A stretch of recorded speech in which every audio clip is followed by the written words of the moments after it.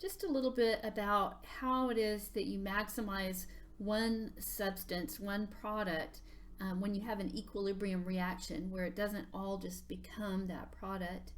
And it's basically using what we know about Le Chatelier's principle. Um, if you have two reactants, what you want to do is really increase the concentration of one, and you would usually use the one that is the lower cost.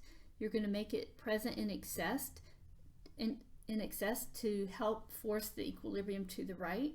So we're going to increase the concentration of B, keep it high.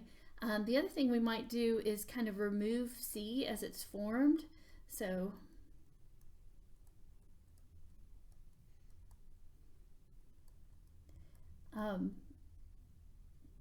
and that will pull the reaction to the right.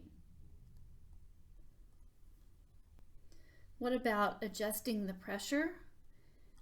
Well, if we look at this is a gas, and so we can see that if we raise the pressure, it's going to have it shift to where we have fewer moles of gas, which would give us more C. So we're going to increase pressure to shift it to the right. And then warming or cooling it, we're going to look at our heat of reaction. We see this is exothermic. So it's like energy is a product. And so if we want it to shift to the right, we need to have it want to give off energy, so I would say cool it.